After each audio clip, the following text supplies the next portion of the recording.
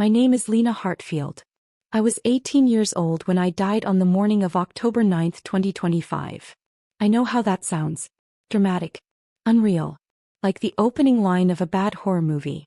But I remember every second of it with a clarity so sharp it still cuts. It happened at 7:42 a.m. I know the time because I was staring at the lock screen of my phone, watching the numbers blur as I tried to steady my hands long enough to brush my hair before school. My whole body was trembling in that familiar, awful way, the way it had been trembling for years. It started like every panic attack I'd ever had since I was 15. A tightness in my chest.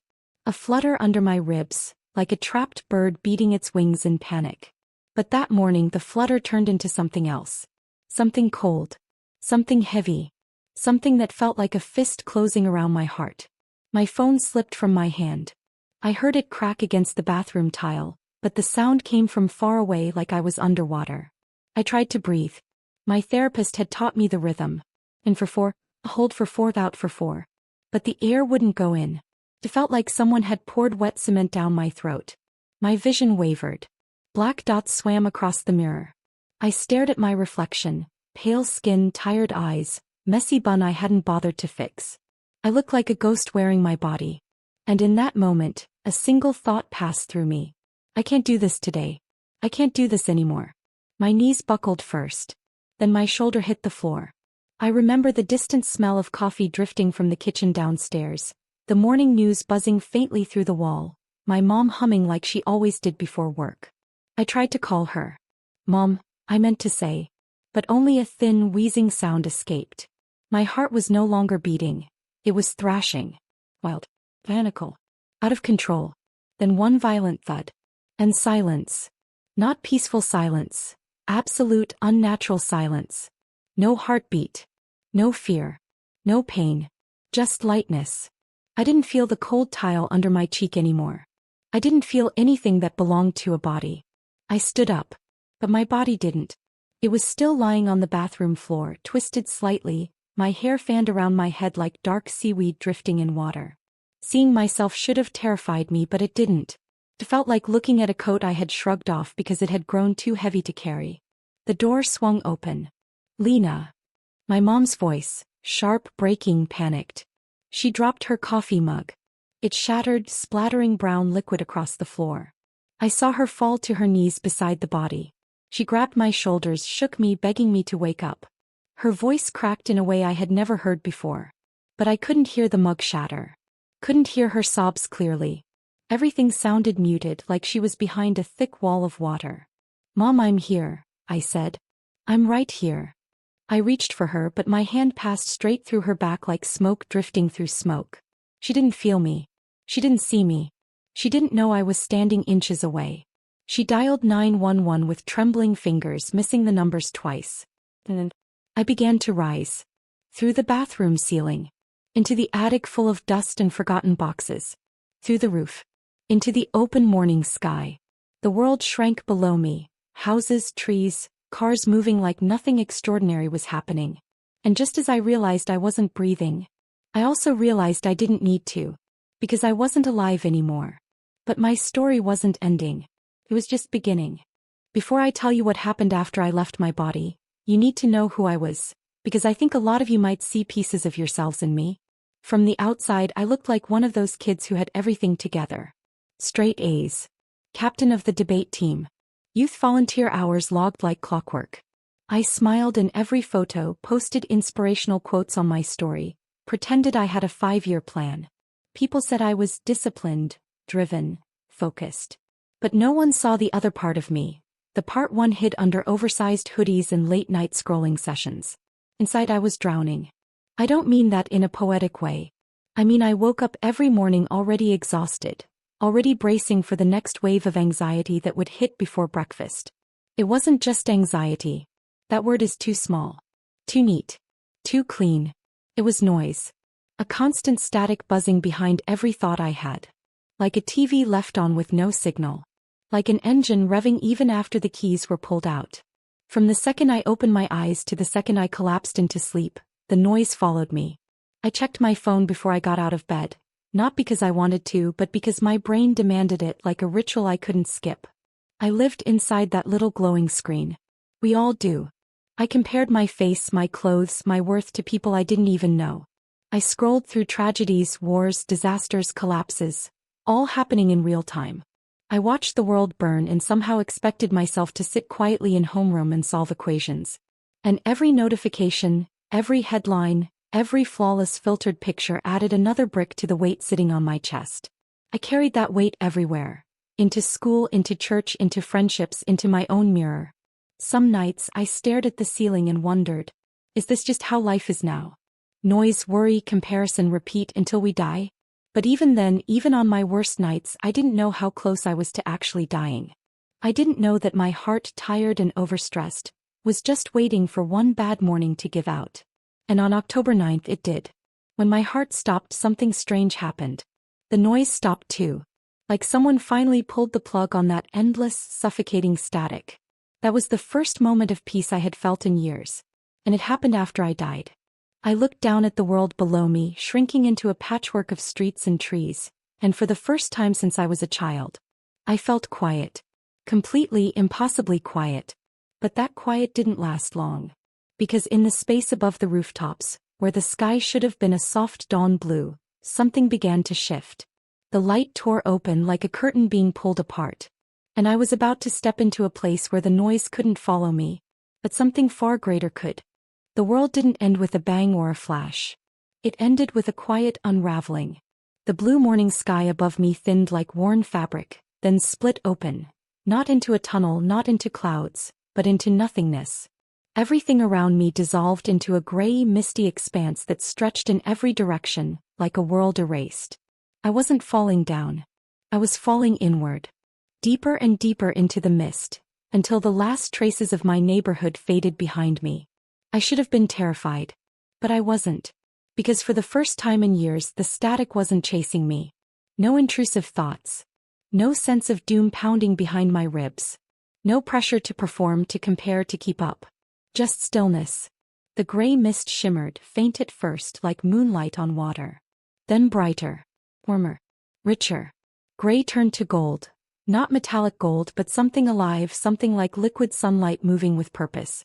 And then, the atmosphere changed. Have you ever stood too close to the ocean during a storm? That moment when you realize how small you are compared to the water's power? That's how the air felt. Heavy in a comforting way. Thick with presence. Not dangerous, but undeniable. The weight grounded me, held me, quieted me even further. It pressed gently against my mind, smoothing out the last tremors of fear I didn't even realize were lingering. Then the light grew stronger. Not blinding, not harsh, just overwhelming in its reality. So real that the world I had left behind suddenly felt like a cheap sketch, a blurry imitation of existence. And out of that shifting, living gold, someone stepped. The first thing I noticed wasn't his face. It wasn't his form. It was the feeling. A wave of solidity, like the ground of my soul finally settled after years of quaking. A reassurance so complete my knees nearly gave out. Fear couldn't survive in his presence. Not even as a memory. And then I saw him clearly. He wasn't wearing robes. He wasn't glowing like a painting. He wasn't floating or distant or untouchable. He was simply, impossibly real. More real than I had ever been. More real than the world I'd lived in. Real the way mountains are real. Real the way truth is real. He was clothed in colors that moved. Sunrise colors, reds and ambers, molten gold flowing around him like it was alive. But his eyes stopped everything. They were deep, endless, filled with life and a strength so gentle it broke something open inside me. When he looked at me, it felt like the universe exhaled. Like someone lifted a weight I didn't know was crushing me. A voice wasn't necessary. The message was immediate, unavoidable. You are safe. You are held. You can rest now. My legs folded beneath me. I sank to the ground, or whatever the ground was in that place. Not because he forced me to, but because standing in that much peace made my body remember how exhausted it had been. Tears blurred my vision. Not from sadness, from release. Like every knot inside me finally loosened. Then he spoke. Not with lips. Not with sound. But with a resonance that vibrated through my bones. Lena. Hearing my name in his voice felt like hearing it for the first time. You are so tired. I nodded, unable to hold back the truth anymore. I am, I whispered. It's so loud down there. I can't make it stop. I can't breathe in it. The light around him softened. He knelt so we were eye to eye, and even then he felt towering like a mountain bending low. I know, he said. I know the noise. I know the weight. Warmth flowed from his presence, settling over me like a blanket. And then he reached out. Not dramatically. Not theatrically. Just a simple gesture, his hand resting on my head. It felt like warm energy spreading through me, dissolving years of tension from the inside out. Come, he said. Let me show you what the noise really is. The golden light around us shifted. The air rippled. And before I could speak, the scene shattered like glass. We were no longer in the mist. We were looking at Earth, but not the way satellites see it. This Earth was darker, heavier, covered in shadows that twisted and moved like living things. And I knew deep down that he was about to reveal something I had never been allowed to see while I was alive. We hovered above the Earth, but it didn't look anything like the soft blue planet from science textbooks. It wasn't bright. It wasn't peaceful. It wasn't glowing with the cliché beauty people always imagine from space. It was dim, shadowed, like someone had draped a heavy veil over it. Look closer, he said. With just a thought, my vision zoomed in and suddenly we were above my country. Then my state. Then my hometown. I expected to see familiar streets, parks, schools.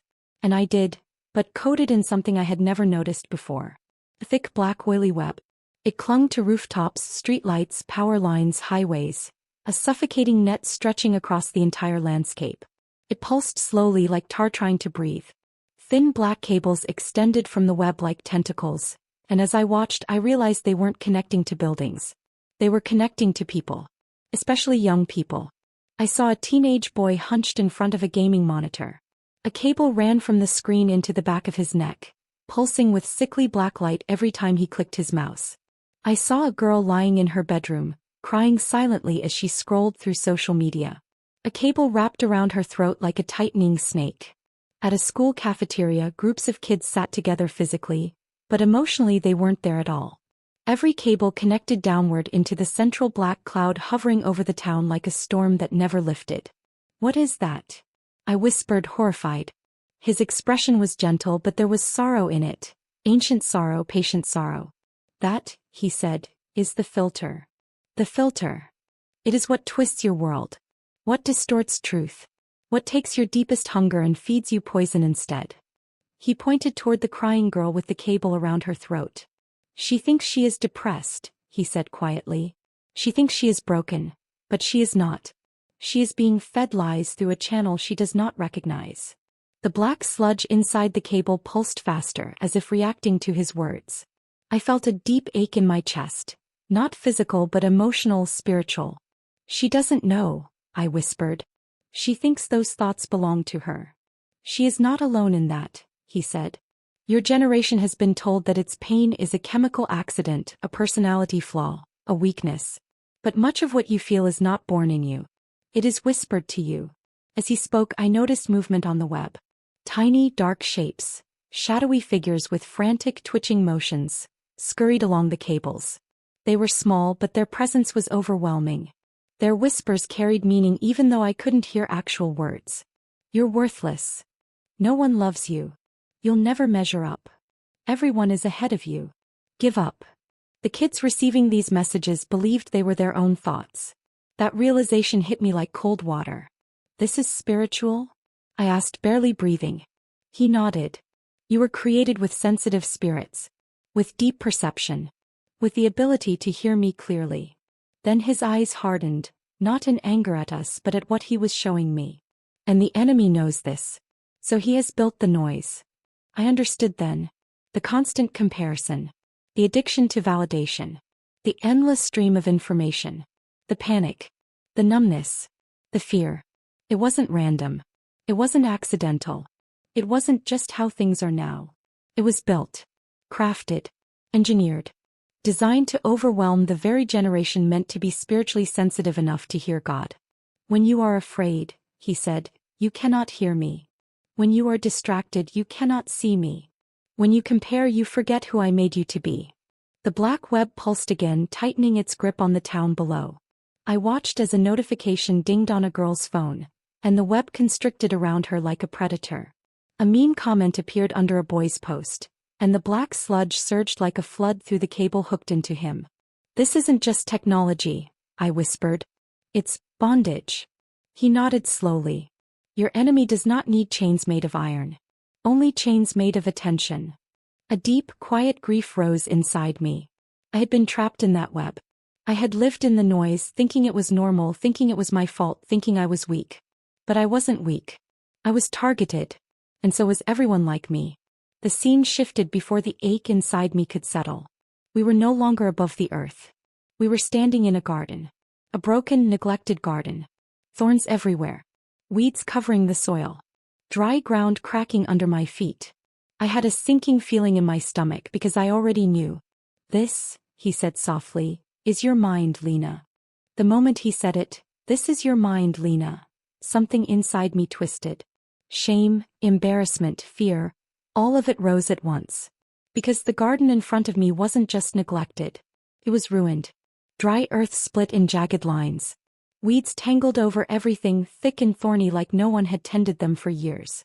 Piles of debris lay scattered, scraps of paper, broken branches, things that didn't belong in any garden at all. It looked like a place abandoned by hope. "I'm sorry," I whispered, not sure who I was apologizing to.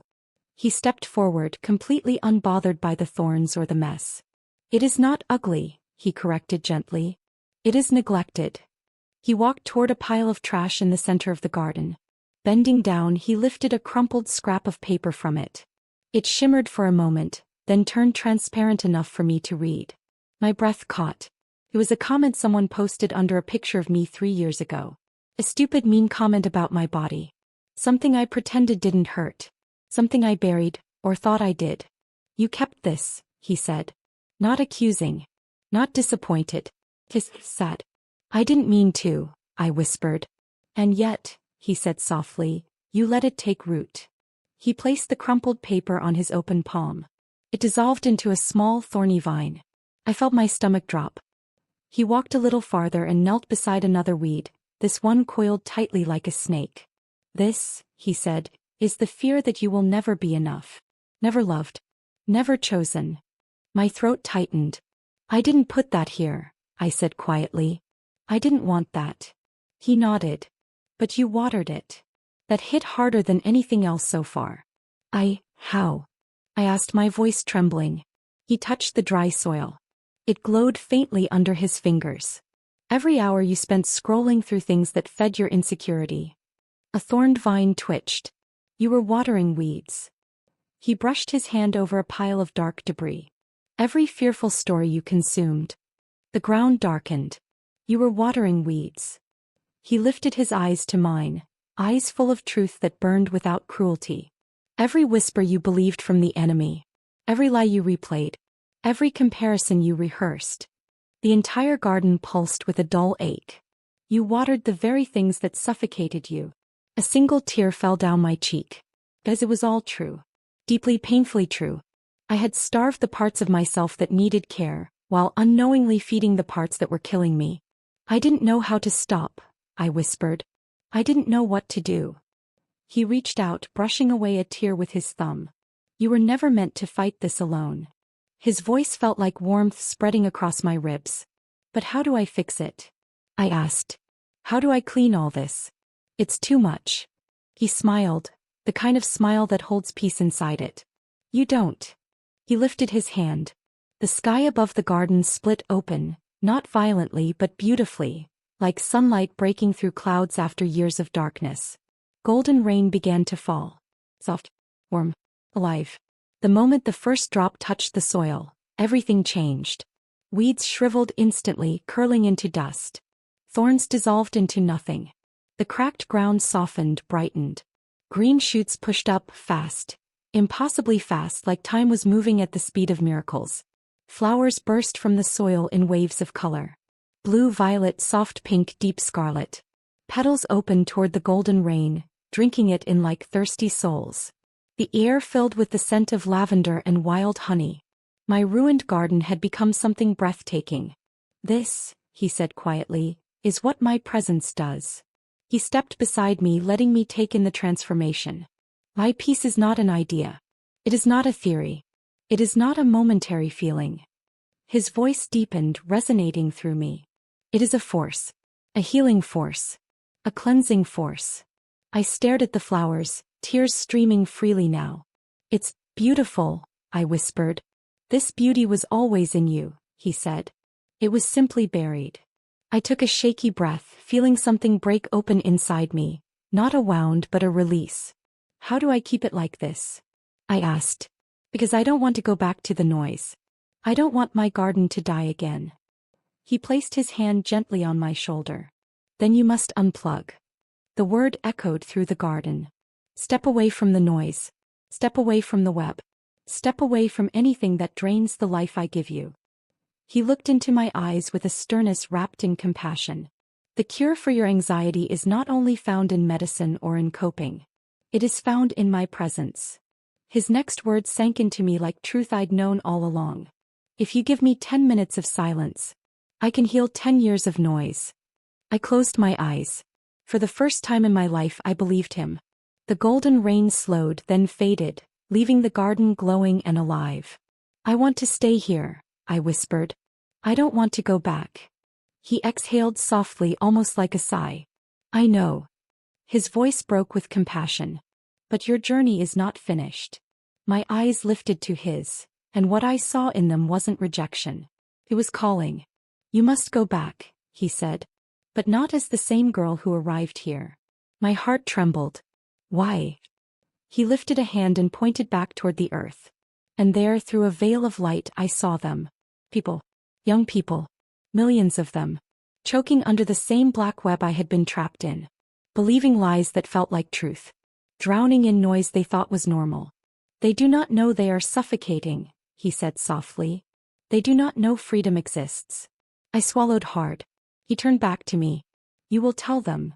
The moment he said it, you will tell them, something inside me recoiled. Me. The girl who couldn't handle mornings without shaking? The girl who nearly drowned in her own thoughts? The girl who spent half her life comparing herself to strangers online? I can't, I whispered before I could stop myself. My voice sounded small, childish, afraid. He didn't scold me. He didn't correct me. He simply waited, patient as sunrise. I'm not strong enough, I said. I'm not brave. I'm not confident. I can barely get through a school day without falling apart. How am I supposed to help anyone else? He tilted his head slightly, his eyes soft but unflinching. You are not strong enough, he agreed. My breath caught. But I am. The words hit like a wave, warm, stabilizing, steady. Still fear clung to me.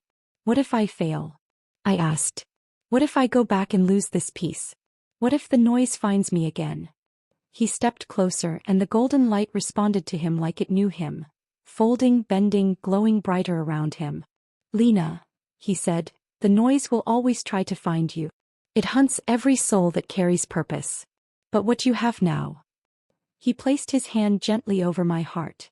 Is an anchor. Warmth spread from his touch, down my ribs, through my spine, like he was planting something unshakable inside me. I am giving you a piece of my silence, he said. It will stay with you even in chaos. I closed my eyes as the warmth settled into place. It wasn't a feeling. It wasn't an emotion. It wasn't a temporary high.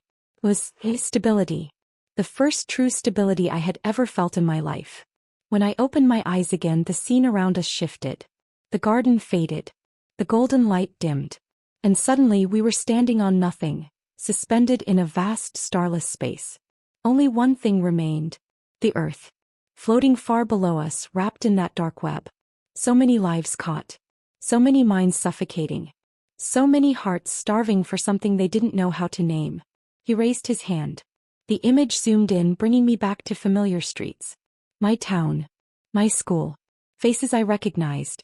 Kids sitting at lunch tables but not talking, each one wrapped in cables of distraction. Friends pretending to laugh, their smiles hollow because their minds were somewhere else entirely. A girl scrolling through comments that were tearing her apart.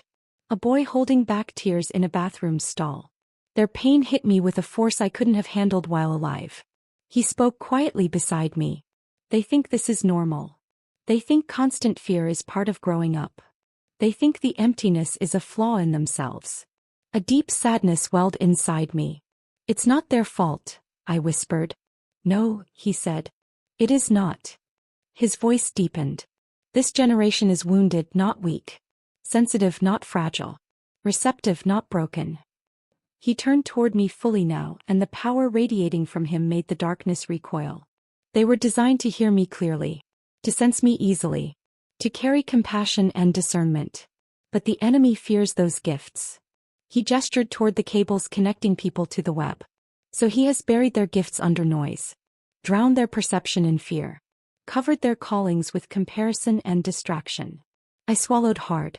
I was one of them, I whispered. You still are, he said gently. But now you see. He paused. Then his voice lowered, intimate and fierce. And they need someone who sees.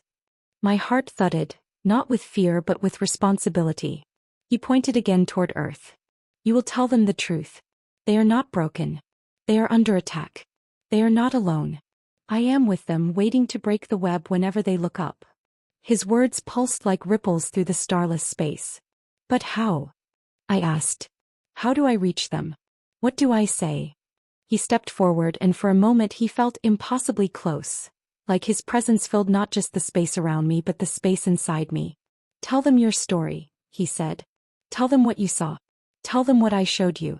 And tell them how to find me in the silence. I felt the pull then. Soft at first. Then stronger. A magnetic force tugging at my back, drawing me downward toward Earth, toward my body, toward pain and noise and responsibility. I don't want to lose you, I said suddenly, the fear punching through me like a crack in the glass. You won't, he promised. I will be with you. In every breath. In every quiet moment. In every place you seek me. The pull intensified. Space folded. Light warped around me. He reached out and touched my forehead lightly, like marking me with something invisible but eternal. Go, he said. I am sending you back with peace. Before I could answer, the world inverted. The stars twisted. My vision exploded with color. Then I fell. Fast. Violently. Like being dragged through the atmosphere of existence. The golden mist vanished. The garden vanished. His face vanished. Darkness. Pulled. Pressure on my chest. Then a sound. A voice. We've got a pulse. Stay with us. My body jerked violently. Fire shot through my ribs. I gasped. My first breath back in the world I thought I had left forever. My first breath back in my body wasn't graceful.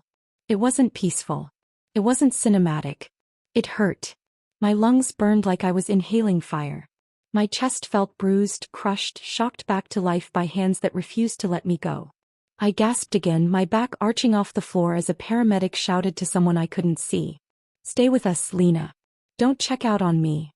Blinding white light flooded my eyes. Harsh. Clinical. So different from the warm gold I had just left.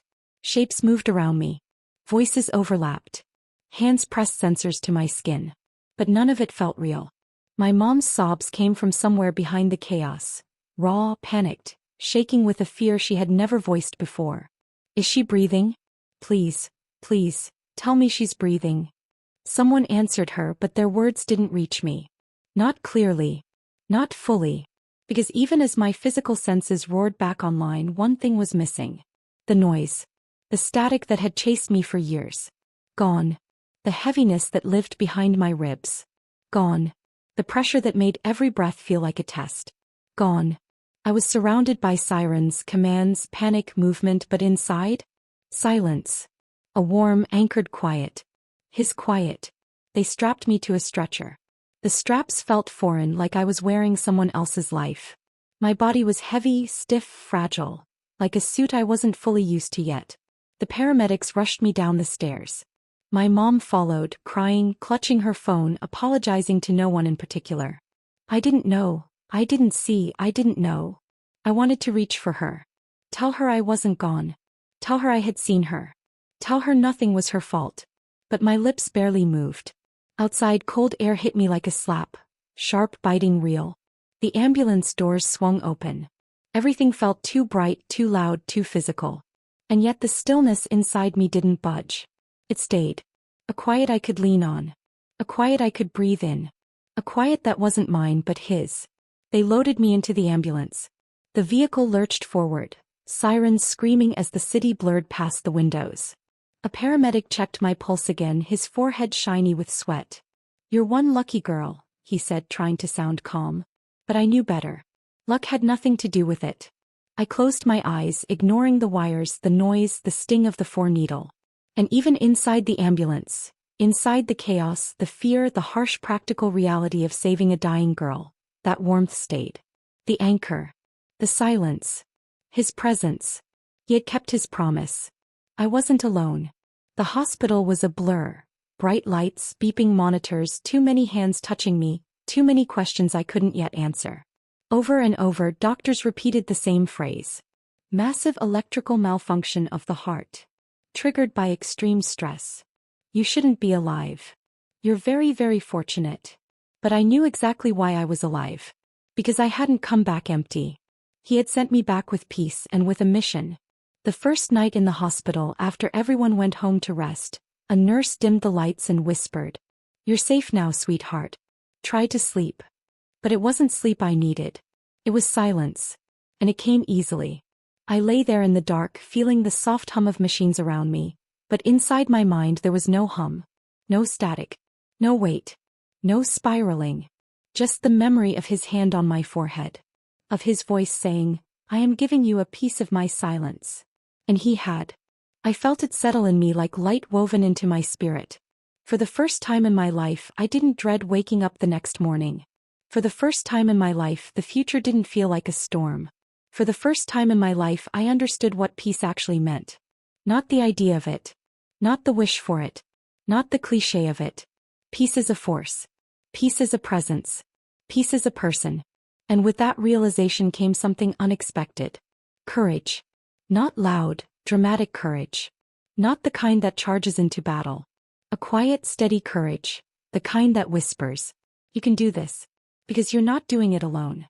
I closed my eyes and let that truth sink in until my heartbeat matched the rhythm of his silence. My story wasn't over. It had barely begun. I spent a week in the hospital. 7 days of tests, scans, monitors, questions, theories, all ending the same way. "You're lucky. You're young, so you bounced back. Your heart shouldn't have stopped like that. Extreme stress. It happens." But none of them understood. None of them could. Because they didn't see the web. They didn't see the filter. They didn't see the truth behind the noise. They didn't see him. And every night, when visiting hours ended and the hallway fell quiet, that anchor inside me pulsed gently, steady, unwavering. A reminder. You are not alone. You are not the same. And you were sent back for a reason. When they finally let me go home, the world felt different. Not quieter. Not softer. But clearer. Like someone had wiped the fog off a window I'd been staring through my entire life. Cars still honked. People still rushed past each other. Phones still buzzed endlessly. But none of it reached me the same way. The noise that used to own me barely touched me now. Because his silence lived in the center of my chest. A warm, steady presence that held its ground even when the world tried to overwhelm me. And it was in that silence that I finally understood what he meant when he said, "Tell them." So now I'm talking to you. Is it the one watching this late at night because you can't sleep? The one whose chest feels tight for no reason? The one who pretends you're fine because you don't want to worry anyone? The one who scrolls to escape but only ends up feeling emptier? The one who thinks everyone else is moving forward while you're stuck? The one who feels like your thoughts are too loud? The one who feels like you're somehow not enough? I know you. As I was you. And I need you to hear me. You are not broken. You are under attack. There is a war for your attention. For your peace. For your identity. For your heart. And the enemy doesn't use chains made of iron anymore. He uses screens, noise, comparison, fear, distraction. He whispers lies so quietly you think they're your own thoughts. You're worthless. You're behind. No one cares. You'll never be enough. Give up. But they aren't your thoughts. They never were. And you don't have to live under those lies anymore. Because the silence, his silence, is still available. Right now. Right where you are. Right in the middle of your mess. You don't have to clean yourself up first. You don't have to fix your whole life. You don't need perfect faith. You don't need the right words. You just need to unplug. Put the phone down. Turn off the noise. Go somewhere quiet, even if it's just your bathroom, your car, your closet. Close your eyes. Breathe. And whisper. Jesus, I need you. That's it. You don't have to perform. You don't have to impress him. You don't have to pretend. Just reach, even if it's weak, even if it's messy, even if you're terrified, and he will meet you there. Because he is real. Not a myth. Not a painting. Not a story from childhood. He is peace that breathes. He is love that steadies. He is silence that heals. He is the one who broke the noise inside me, and he can break it inside you too. If he could reach me when my heart stopped beating, he can reach you tonight. You are not alone in the dark. You are not too far gone. You are not too broken. You are not forgotten. You are loved. You are seen. And you are worth saving. If you want to hear more stories like this, stories that cut through the noise, that remind you of truth, that call you back to the one who's been waiting for you, then I invite you to join me. This is only the beginning. And if this message touched you, if you felt even a flicker of peace while listening, if something inside you whispered, "This was for me," then I would love to have you here. Subscribe to Timeless Religious Stories. Not for my sake, but so that together we can keep seeking the silence that heals. Because your story isn't over either. And the one who met me in the golden mist is already reaching for you. Just look up.